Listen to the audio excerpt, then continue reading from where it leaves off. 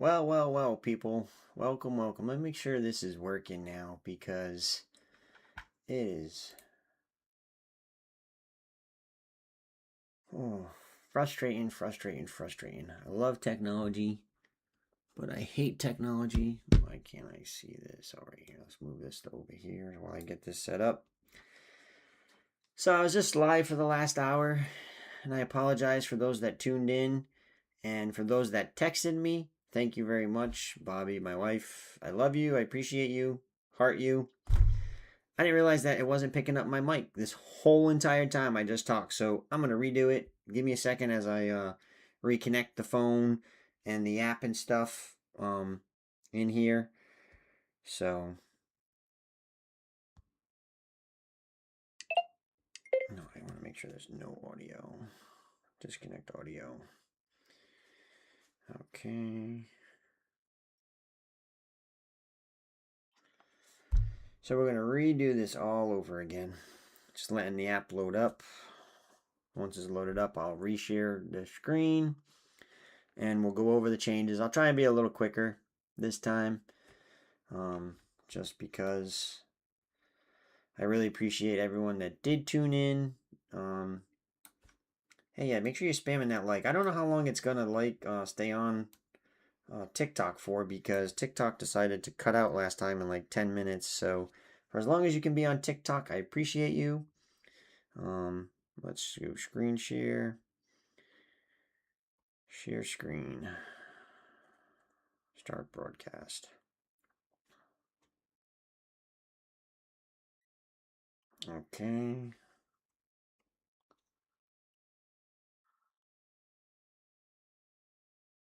Alrighty.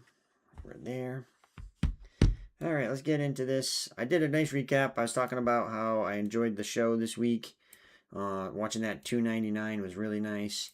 I was really hoping he got a 300 so everyone could get free bowling, but he didn't. So we're on to this coming week. My league recap was pretty nice. My Thursday night was okay. I could have bowled better. I need to bowl better because we're almost in contention for first place. I think we're in like third or fourth place. Very close race on my Thursday night league in East Providence. Shout out to my teammates Dennis, Bobby, Jay, Ryan. We got this. Let's go. Bobby shot a monster game to help us. We both pre-bowled. I did okay pre-bowling for this week. 471 series. I was consistent, which isn't too bad. Then Friday, I bowled really well. I really was happy with my choice on Friday. I used the EXJ Jackal. Almost got my 600 series there. Saturday night, I went and did the NEBA KR Strike Force non-champs event over there, Bolero in Worcester. We shot on the 2025 USBC Youth Championship pattern. I ended up bowling a 972. Let's see. I bowled a 972 right in there. 927. Huh, I was trying to give myself pins. I went minus 73, but I did get my first 600 series in the first 3 games. I got a total of 604. So for that, I'm extremely happy with. And so forth. This week, I have no league bowling. I did pre-bowl for my Friday session, and I got a 471. So not too bad. A little under average. I'm like a 160, 164 average bowler right now on my leagues. This week, I'm not going to be there Friday, so they're going to take my blind score. We are going for the championship in my Friday night league. Shout out to my son and my teammate Harry. You know, I think you guys got this, and so forth. What we're going to do now is we're going to dive into, the other thing this week, PBA week, Portland, Maine, baby. Let's go. We're going to meet our guy, Tim Foy Jr., for the first time. Been talking to him for months. As you know, he's a great inspiration and provides a lot of great advice and guidance on the direction of the app and the ecosystem. So for that, we're forever grateful for Tim Foy Jr. and his partnership with us, right? He does share our score sheets now sometimes, which is great when he can. We really appreciate his honest feedback, and that's what I really love. So it's really excited to get to meet him for the first time, watch the Pros Bowl. You can go Thursday, Friday. It's free to watch. Sunday, it's like $25 a ticket to watch the championship. So you'll enjoy watching the championship match there. Um, I'll be there. But I am bowling on Tuesday night. They're doing in Hallowell, Maine. I don't know how to pronounce it. It's just outside of Augusta. At Interstate Bowl, State Line Bowl, whatever they're calling themselves today. Donna over there, she does a great job running that facility.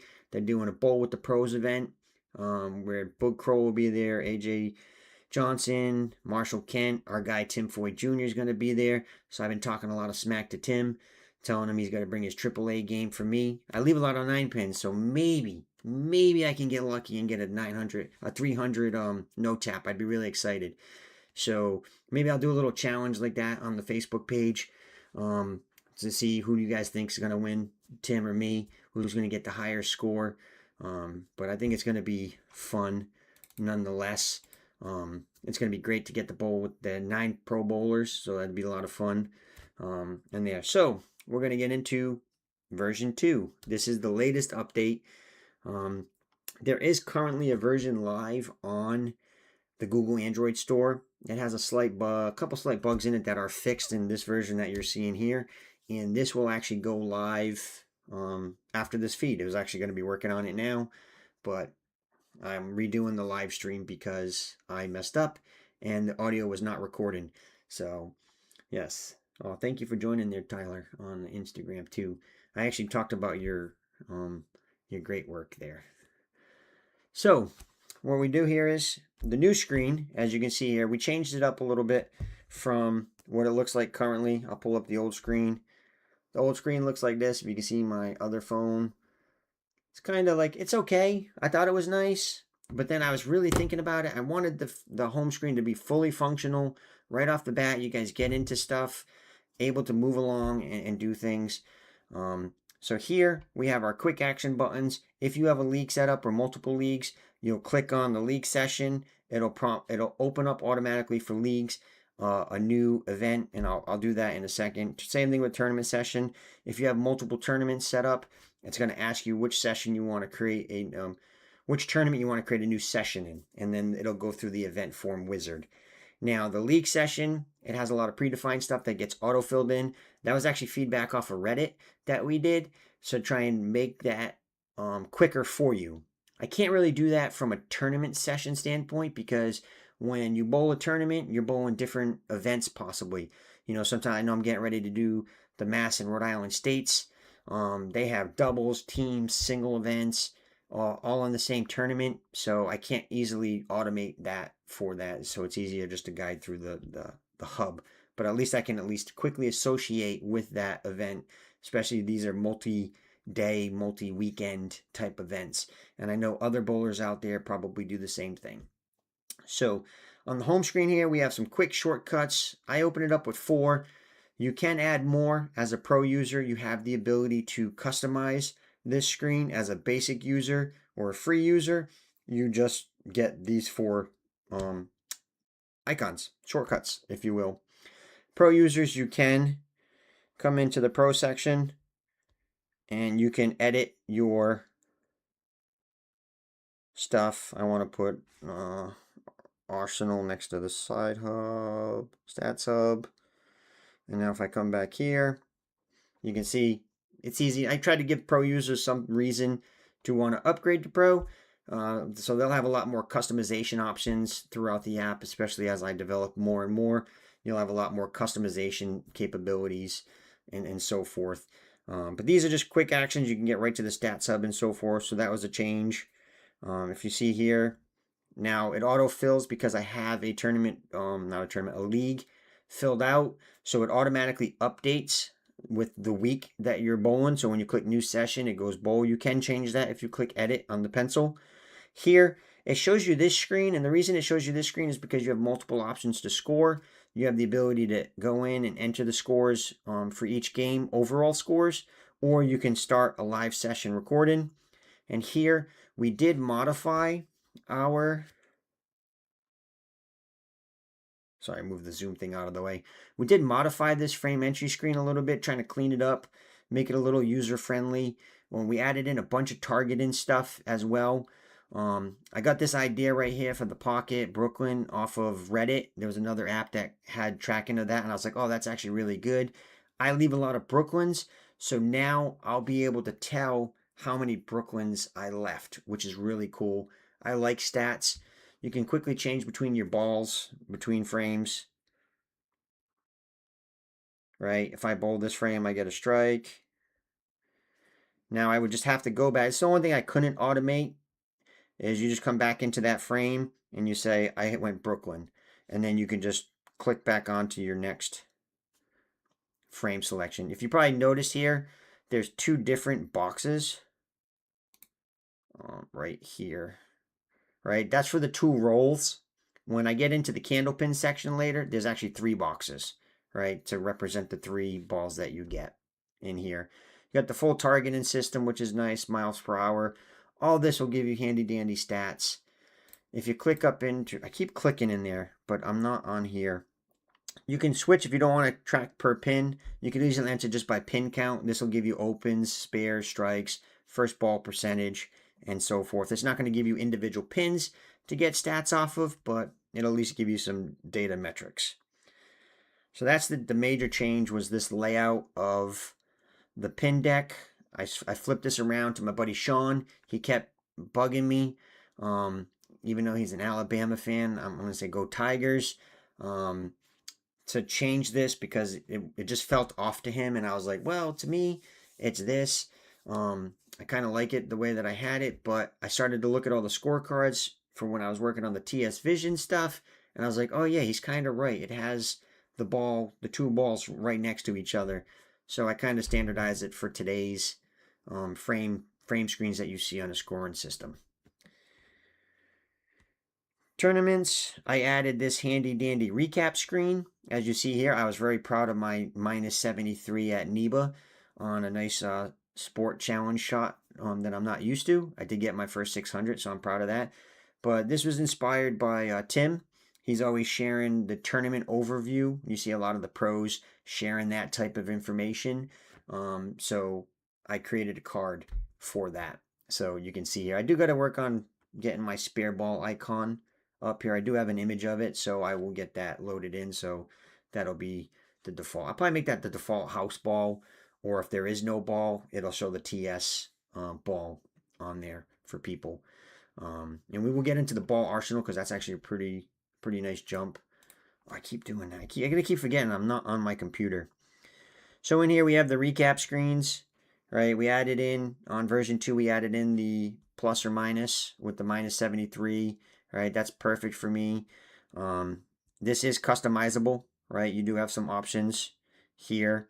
As a pro user, you have the ability to change some colors, and then we're going to add some other features down the road for users. It does save. Once you save it once, it'll carry over to your next games and so forth. You have the option for the frame pins. You can either show the pin falls or not.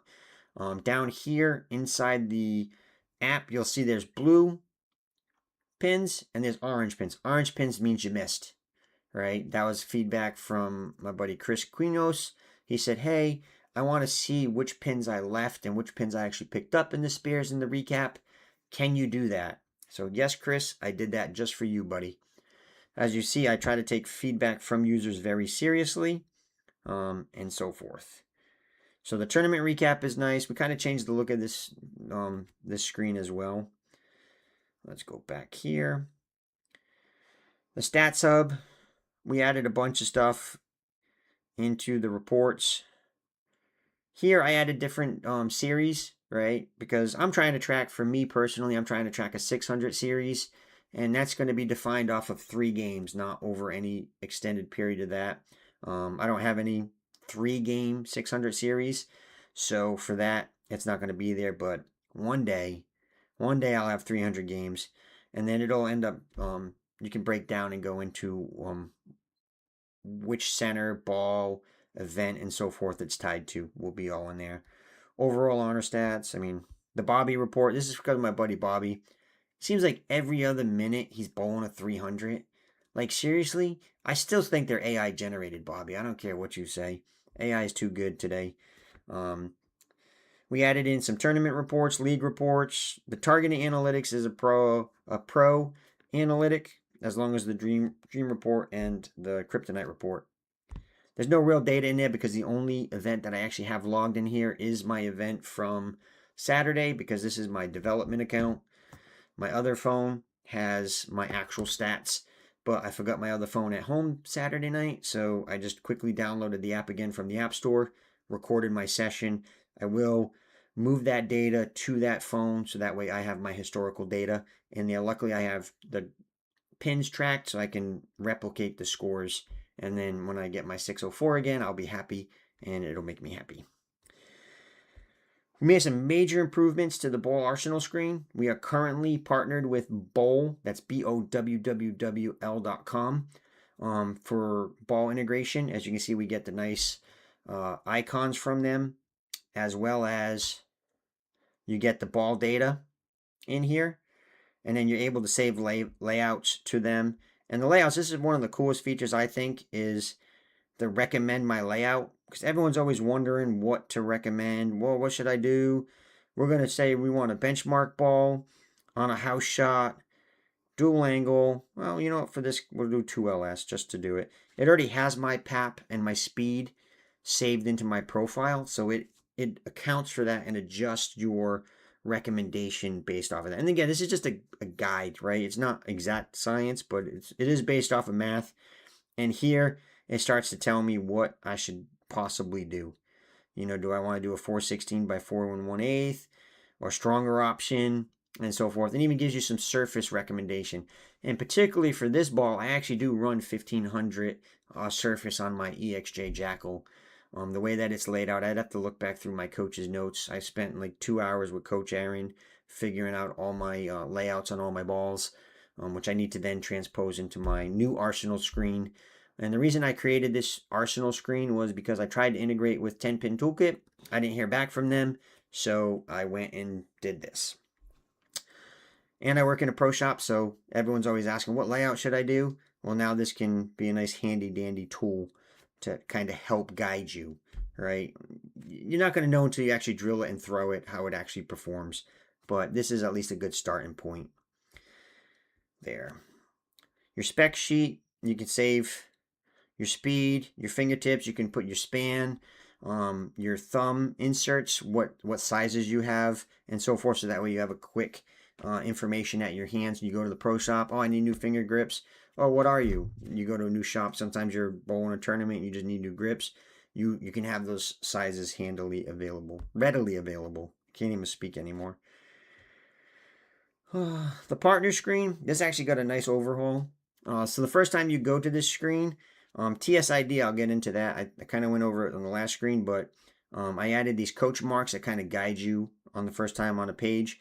Here, you're able to add partners. So if you bowl with normal people, like I bowl with my buddy Dennis, Curtis, my son Roberto, my buddy Bobby, Kevin. There's a whole bunch of people I bowl with. And I'll put all my partners in there and so forth. And that way, when I go and do like a doubles event, they're already preloaded into my system, and I can quickly add one of those users in that form, as well as I do teams. I now have the ability to create, pro users have 6 teams they can create, either trios or 5-person teams, right? And you're basically just picking your partners. So for trios, it's going to be 2 people. For teams, you're going to pick either 3 or 4 people, right? If you have a 4 or 5-person team. And this will also allow you to quickly add those team members in a team event for a tournament as well, which is nice. And then you can actually track your partner's overall scores, not their individual pin by pin scoring. If maybe people say they really want that, I'll consider it, but there's no real value for me as an individual bowler to know how many 5 pins my buddy Dennis left. I don't care about that, but I do care about how we score together as a team, right? And then the kryptonite report will tell me which partners I bowl my worst with, or which partners I bowl my greatest with my dream team report based off the data that I input into it. And also with the partners, you're able to add and link partners. So that's what the TSID is. The TSID is a Tournament Sense ID. That's a universal identifier that gets assigned to you when you create an account. And what that does is that allows the system to know and use the integration components. In a coming feature, I plan on adding in competition mode, where you'll be able to challenge, or challenge mode, or action mode, action match maybe. I call it match play right now, but we'll probably do like an action match type feature where you can challenge your buddies and you'll be able to, check each other's scores and just do some quick emoji talk smack or encouragement on stuff, reactions on their stuff if you're partnered with them. Think of this as our social component to the app that we'll be able to do. I'm actually pretty excited about that feature because we do have some other stuff coming down the pike, especially if you're a content creator. You're going to want to see that. That's probably going to come in version 2.5. So as soon as this goes live, I already have the framework written up for what I'm going to create. So if you're a content creator, you're definitely going to want to check that next step up. And the TSID is crucial for that because it's going to link everything together, especially with the coaching app and the tournament director app, right? So if I get people to actually use it. The oil patterns, we're just going to skip this because I already know everything in here. The oil patterns, again, this is the pattern that I bowled on the other day. If you click on here, you can load in common patterns, right? It's going to pick in some PBA, some generic shots, some Kegel shots are in here. You also have the ability to search the Kegel library or import via URL. So if you go to the URL, you can copy it in there and it'll import that pattern to your library, right? Which is that's a pretty nice handy feature. It made this a little more plain than just adding in your standard form. So I like it. And it breaks it down, categorizes it small, medium, long. It's a lot right here. All right, so you can see the different patterns in there. Bowling centers, we do have a preloaded database where I imported over 2,000 centers into a database, as well as GPS search functionality. So it will go through and pick you up. Like, I don't know why it says Bolero Worcester is in New York when it's not, but I need to edit that in the database if that's where it says it is. But you would just click search centers near me, and here's all the centers we got. This is a candlepin center. I think they're actually a bowling manufacturer. This is Epco. Paramount Industries is actually Epco Bowling.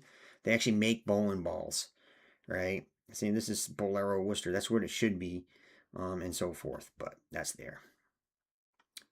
But that's cool. I added the GPS feature. Again, before you used to have to type in the center name. This actually gives you a little more detail on it, which is pretty nice. I keep clicking this mouse like I'm going to do something with it. TS Vision. This is new. So this is, I put a nice little disclaimer on TS Vision because it is a beta. And I kept it in there because I want feedback. I need people to use it. I also request scorecards. If people can share scorecards with me, it allows me to train this model better to go. So the way this would work is you would basically, we're just going to go into week 2. We're going to do take a photo. You'd basically scan and take a photo of the scoreboard, and it'll detect the score, and it'll then import it into that particular game that you're trying to do. Right now, it's probably, in all honesty, anywhere from 60 to 80% accuracy, depending on the image. I did test it a bunch, and that's the results I got. That's why I'm trying to use as many images as I can. I've been, at tournaments taking pictures of scoreboards just randomly. Whenever I'm in the center, I'm just grabbing a bunch of photos. But I can only do so much. But the more data I have to train the model against and understand what exactly it's trying to look for, all the known data, it will eventually pull in the frame, the bowler, and then all the frame data inside of it. So that way you get your spares, strikes, opens, pinfall count. Total pinfall count obviously is not going to be able to track your pin fall as far as like which pins fell down, but you'll at least get your spares and opens, which will be crucial. And that was requested because of my buddy Jay Olson, who's a great thing.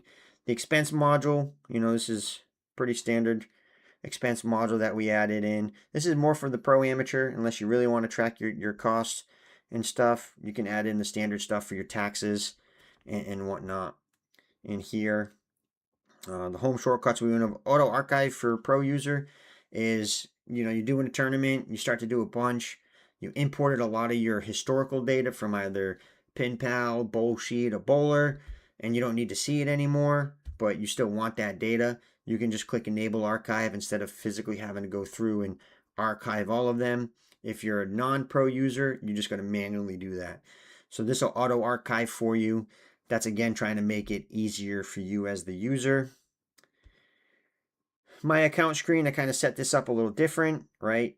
I added this because of folks like Tim Foy and others that have sponsors. You have the ability to upload a sponsor logo, and that'll actually display on your bowler profile card, which I'm going to show in a second.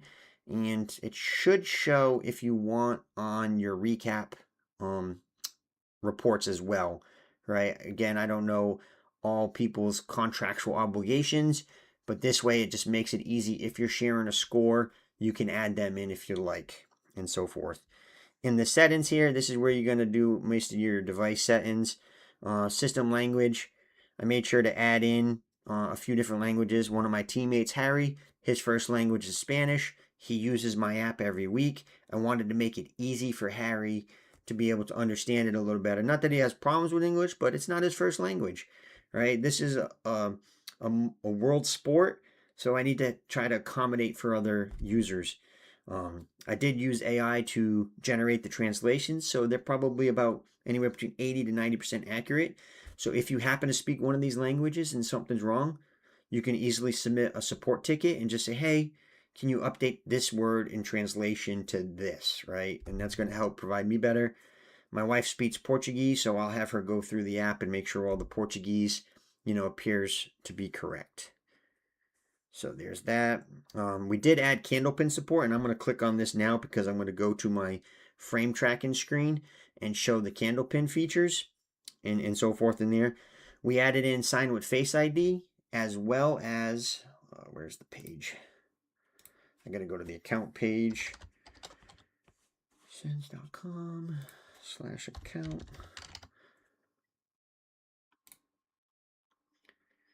Okay.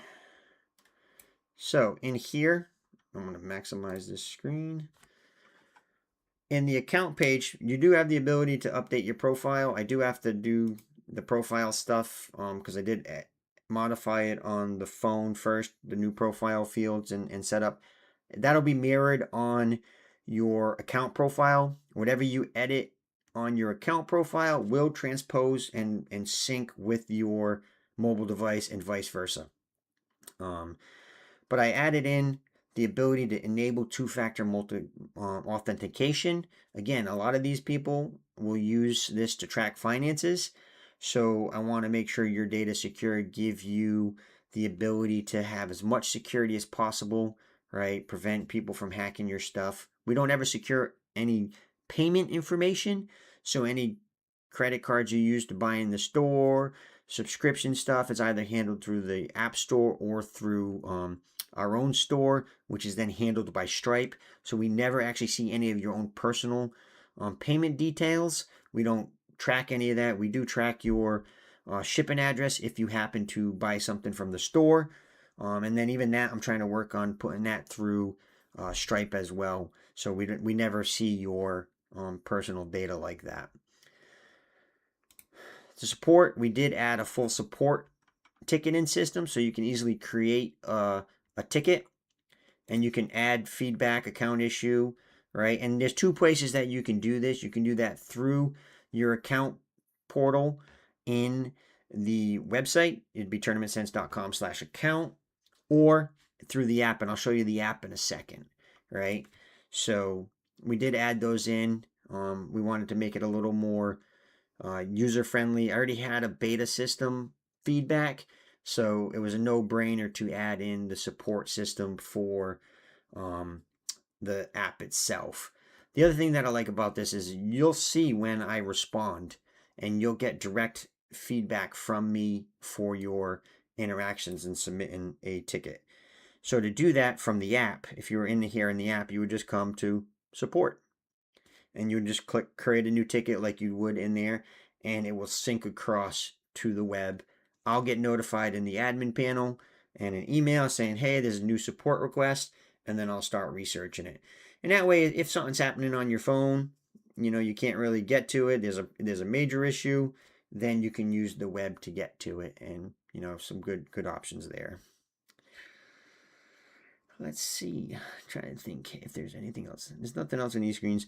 Oh, the imported sessions. This is right now. We currently do Bowl Sheet, Pin Pal, Bowler. I will never download a competitor's product personally and use it. All of these imports that I have available, users have generously provided me with their backups. And for that, I was able to create import scripts to convert their stuff to our stuff, and so forth. So for that, again, the more people share stuff with me, the easier it is for me to make and improve my files and import stuff. And if the session does not get loaded into either a tournament or a league, like Bowl Sheet, some of that stuff doesn't get in depending on how it's marked, right? It'll just show in here in the imported data section. So that way you still have that historical data, right? The journal is here. We actually have a cool thing happening with the journal and the score frame tracking. Again, we try to think of outside the box a little bit. So the journal is a full journal system. All right, as a pro user, you get extra stuff in here. Mental state. This is a pro version. The reflection stuff. This is all your stuff you can get as a basic user, right? Non-pro user. But the other cool thing is we're actually in the works of making not one but two offline analog, aka notebooks or workbooks of a journal. So basically, picture our frame tracking screen with the journal section, a little section to be able to jot down your ball arsenal. For those people that don't really care about technology, but they still want to have some notes and documentation and stuff, we're gonna provide, but we'll sell either a downloadable PDF or a printed, binded workbook that you can print and then to work on it. And then down the road, we'll work on getting that information easily scanned with your phone in the app, kind of like what we do with the TS Vision. It'll be like scan a worksheet, and then that'll ingest that data into your phone in case you decide you don't want to use your phone. You prefer to handwrite information. I do see a few people doing that and journaling. So this will just be a nice little handy dandy bowler focused journal. It's going to be called Tournament Sense Journal. It's a no-brainer, right? TSJ. But that's going to be probably available next week. I'm just working on the format, and I already have all the sections. I'm just trying to get everything laid out the right way. Then I got to find an on-demand printer, so that way if people buy it and they want to get a book, then so be it. If not, I'll have a downloadable option from there, and you'll be able to take it to like a local Staples or something, and they could easily bind it for you. So that's that. So we're going to go to a practice session now that we're in the candle pin.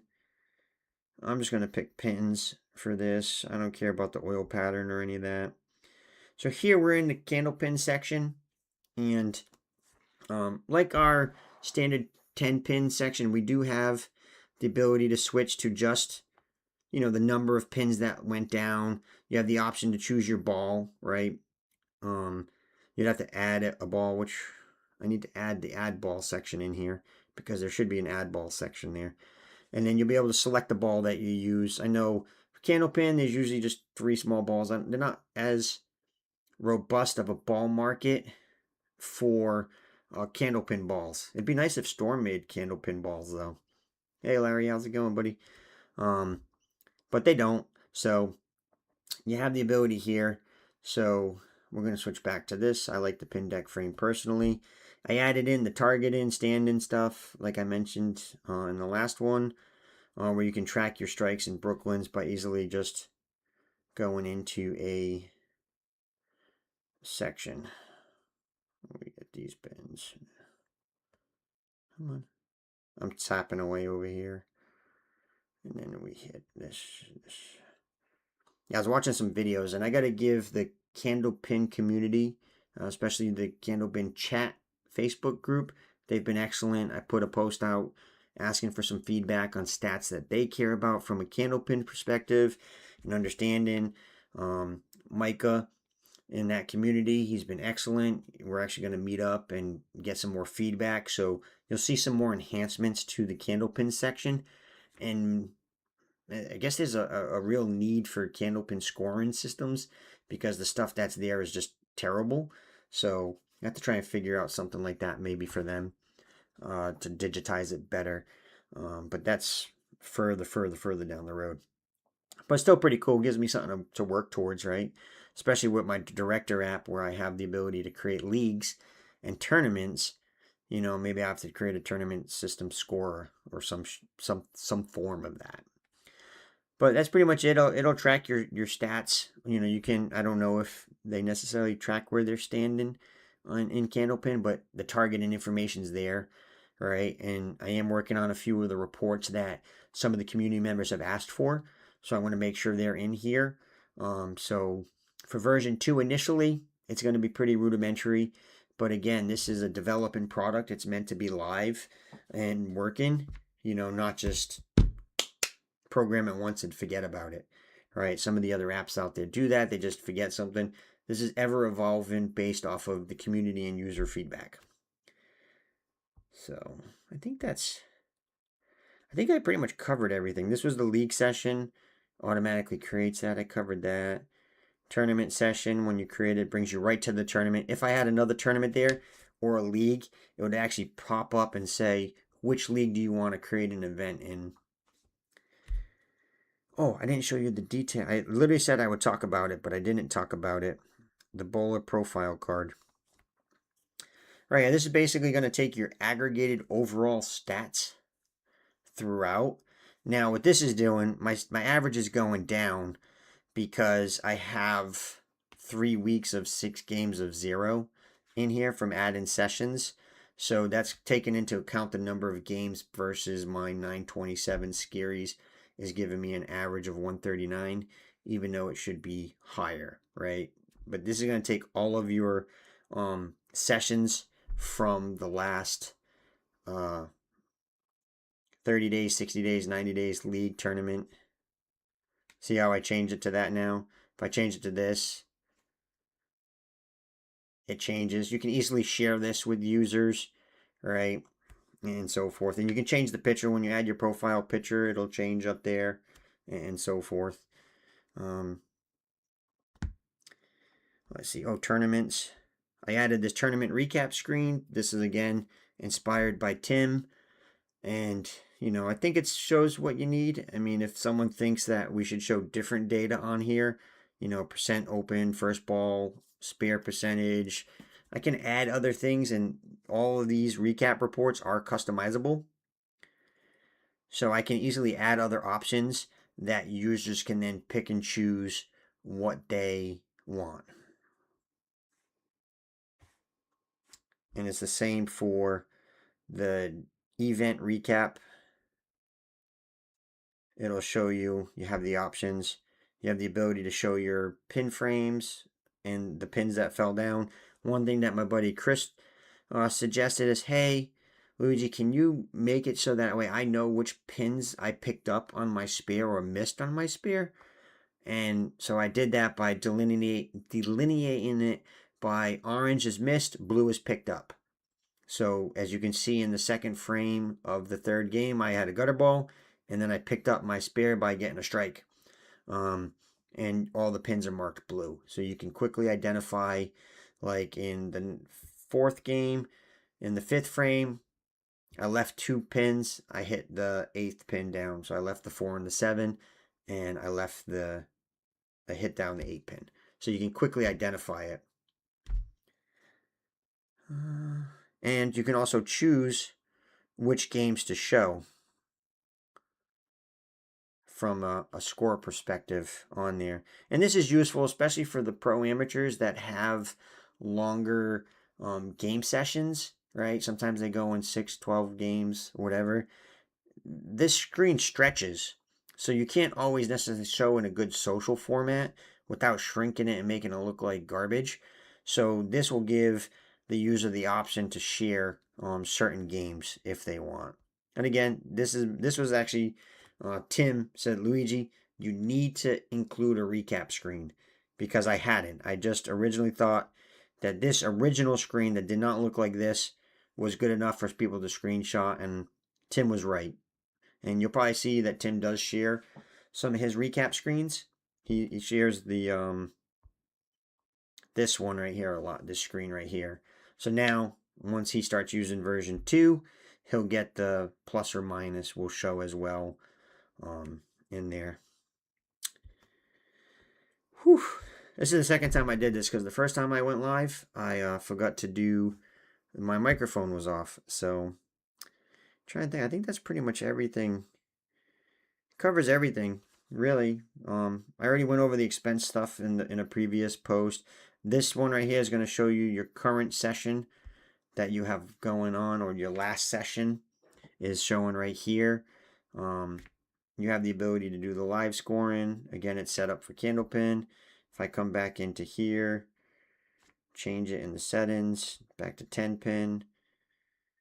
Oh, this is actually an important one, the financial privacy.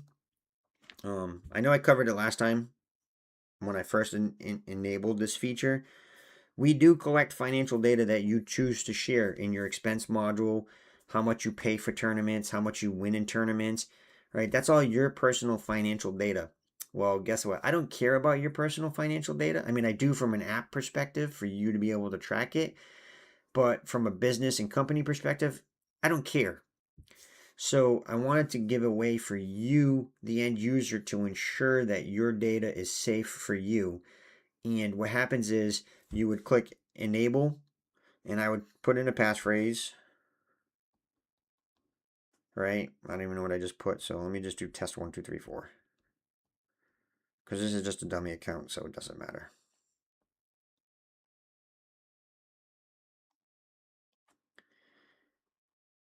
So now it's going to have you save it. So that way you have a backup copy of your passphrase. And now what this means is you're going to see this as encryption active. As long as I have that key, right? If I change devices and I need to sync my stuff, you won't be able to see or read your data without that passphrase.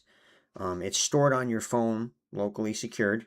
You know, the entire database that is on your phone is encrypted. The database in the cloud is encrypted. But now, with this particular financial privacy feature, your financial data is double encrypted, meaning it's it's blurred out, right? Basically, it's not blurred out, but it's all jumbled up, and it's not like you're not seeing $200 for a ball. You're seeing like A B C D E F G 1 2 3 9 5 whatever, based off of the 256 cipher encryption that's on there. Um, and I wanted that so because we do upload the data to the cloud, there is a cloud backup, and I wanted you, the user, to know that your financial data is secure and only you can see that data. I know that I think we're the only bowling app that actually tracks financial data. So this was actually I really thought long and hard about the best way to do it, and I have the database encrypted. But I wanted to make sure so that way when you download your database and your files, it's encrypted. So no one can just open up your file without the key, right? And when you download it, you have to provide a key in order to reopen that database, right? Because again, it has sensitive information on it, potentially if you shared it. You don't have to share financial data unless you want to. But I wanted to give you a tool to make sure it's protected. So that's the financial privacy. You can enable Face ID if you choose to. This will bypass the multi-factor authentication because this usually just locks the account, much like all your other devices and apps that use multi-factor. You don't have to sign in every time. Once you're signed in once, you open up the app, it'll just open up, kind of like Facebook. It's, you know, it says it's authenticated. If you are logged out, it'll log you back in and so forth. But yeah, that's it. That's the app in a nutshell, and a lot of the features that have come. This will be live. I'm hoping this week. I know Google, it'll probably be live by 2 o'clock this morning on Android because they're really quick about updating the app and making it available for folks. Apple, it'll probably take a couple days, hopefully, if not sooner. Um, yeah, that's it. That's all I got. My next thing is to go bowl tomorrow up in Maine. Try and lay the smack down on Tim, and hopefully come out a winner. I might do some kind of challenge on the Facebook page. Oh, I do have a giveaway going on. If we can get to 400 followers on the Facebook page, Tournament Sense Facebook page, I'm gonna give away a custom ball spinner. It'll say Tournament Sense on it, and then it'll say the user's name as well to whoever the random follower on Facebook is. We'll get that. I'll probably do another type of drawing like that at 500 and at 1,000. If I can get to 1,000, and I'm not saying I need to get to it overnight, but if we can get to 1,000 followers on Facebook, I'll give a Tournament Sense spare ball away to a random follower. So, and that takes about 30 days to come in, and I know that's coming down the road, but I'll probably do little things in little increments every so often. Do something, some ball cups or whatnot that we can give out to the fans. So, oh, Jordan, welcome back, buddy.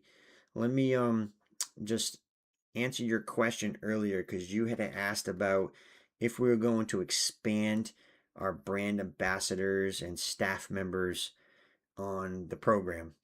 Currently, we just have Tim Foy Jr., and he's not really a brand ambassador or a staffer, if you will. He's actually a strategic partner, and for me, that's a huge differentiator. The what I worked out with Tim, and when I reached out to Tim, I said, Tim, you don't have to promote the app, and I know people are gonna be like, why would you do that? And that's because I wanted Tim's professional opinion and direction for the app, right? And I said, all I ask is that you use the app and you provide feedback, right? And he's been phenomenal. When I say phenomenal, like we text back and forth every so often. He provides input, side put, and direction, and that's what I asked of him. I was fortunate for us to be able to work out a sponsorship separate from the strategic advisory stuff, and you see my logo on his jersey. I do want to add some kind of ambassador staff type program, but I don't know how I'll do that because this is all self-funded, and so forth. So trying to figure out how to do stuff like that is going to be the tricky part because I only have so much budget to go around everything, um, and so forth. But I have to try and figure it out. Maybe do some kind of program like CTD does. Maybe pick Ron Hicklin's brain about something like that. But yeah, I would love to get more people on board. Brand ambassadors, they're out there pimping you on social media. A lot of those brand ambassadors are getting paid and so forth for doing that. But that's definitely not in my budget right now. Maybe down the road. But if people like the app, I think they'll share the app, and I'm very appreciative of that. And I do love that you downloaded to try it out. I know you're a big other app user, and I give all my people that I know crap, even though I don't personally know you. I do love watching you bowl great up there in the Pacific Northwest. And I know you're on your senior year as a junior bowler, and you're going to kick butt in college, and I'll be rooting for you. Whew, that's a long-winded statement for you, Jordan. But if you don't know, you should follow Jordan on Instagram. He's a great young bowler, and I wouldn't want to do an action match against him right now. I'd still talk shit. I really would. I'm not going to lie. I'd bowl him, but I'd be talking so much smack. I don't care. Ask Bobby. Bobby will tell you I talk the most smack while I'm bowling. And then what happens is I talk smack, and then I freaking throw it in the gutter. So I'm like, why do I even talk smack? I just need to praise people. Kill them with kindness. Ugh. All right, that's all. That's my quick recap. Oh, wow, I went another hour. Look how fast that goes. But I appreciate everyone that did join. I think this is one of the first or second times that I actually went live on Instagram. I actually figured it out. We were live on TikTok, but for some reason TikTok is killing the feed after a certain time. It never used to do that. It used to be on for hours and it would just be on. So I got to look into why it's cutting off on TikTok, but we are live on Facebook, Twitch, YouTube, and Instagram concurrently. So thank you all.